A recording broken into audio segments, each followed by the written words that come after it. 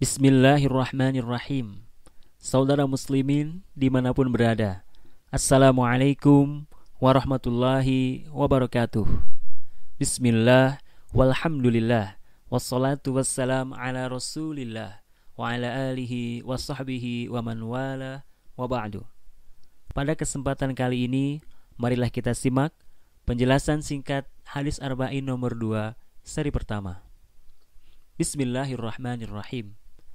Dari Umar bin Khattab radhiyallahu an, dia berkata, "Bainama nahnu julusun inda Rasulillah sallallahu alaihi wasallam dzata yaumin, idza tala'a alaina rajulun shadidu bayadis thiyab, shadidu sawadi sya'ri, la yura alaihi atharus safar, wa la ya'rifuhu minna ahad, hatta jalasa ila an-nabiy sallallahu alaihi wasallam, fasnada rukbataihi ila rukbataihi, wa wada'a kaffaihi ala fakhidhaihi."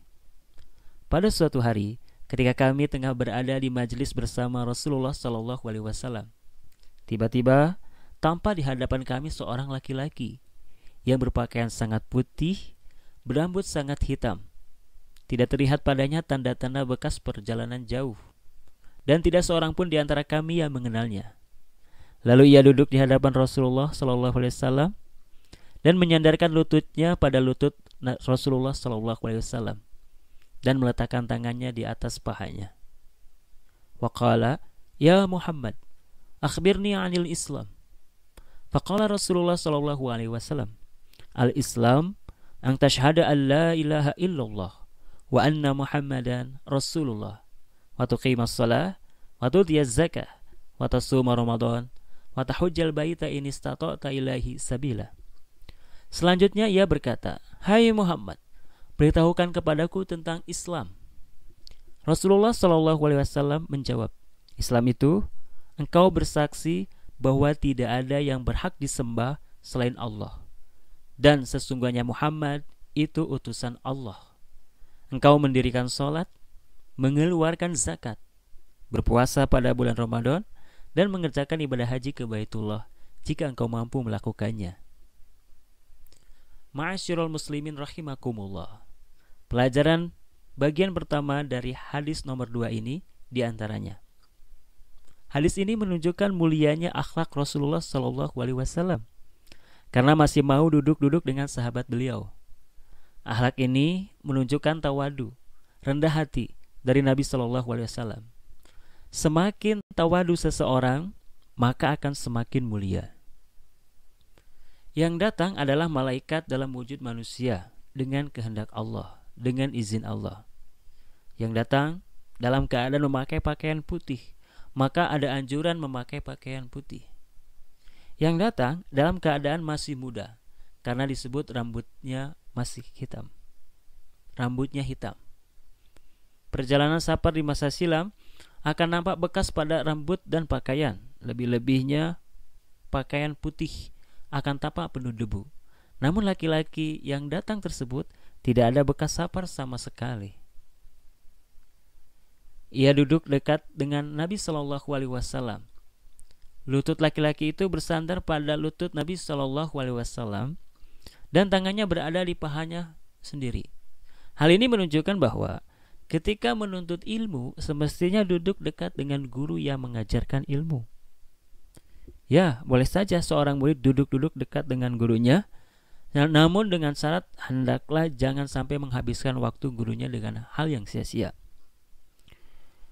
Orang Arab Baduy biasanya memanggil Nabi Shallallahu Alaihi Wasallam dengan nama beliau saja, "Ya Muhammad."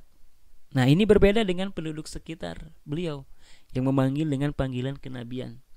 Hal ini menunjukkan bahwa yang datang adalah orang asing dan bahwa ada adab dan aturan ketika manggil orang lain.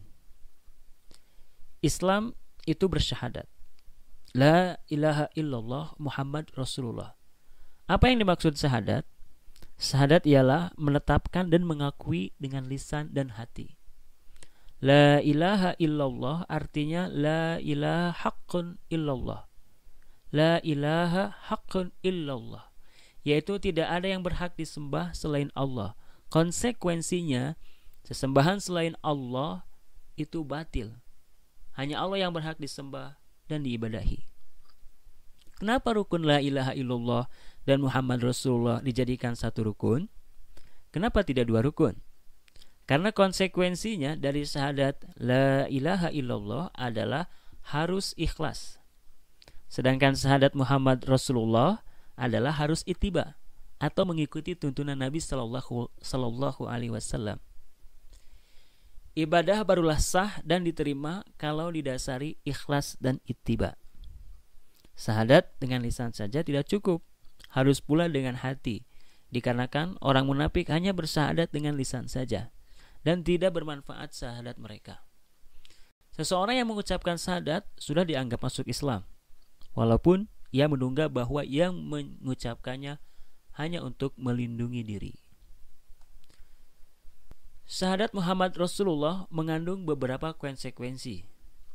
Di antaranya, membenarkan semua sabda Nabi Shallallahu Alaihi Wasallam tanpa ada keraguan, menjalankan setiap perintah Rasulullah Shallallahu Alaihi Wasallam tanpa menolaknya, meninggalkan setiap larangan Rasulullah Shallallahu Alaihi Wasallam tanpa menentangnya, tidak mendahulukan perkataan manusia dari perkataan Nabi Shallallahu Alaihi Wasallam, tidak membuat bid'ah dalam agama, baik kaitannya dengan akidah, keyakinan, perkataan, dan perbuatan.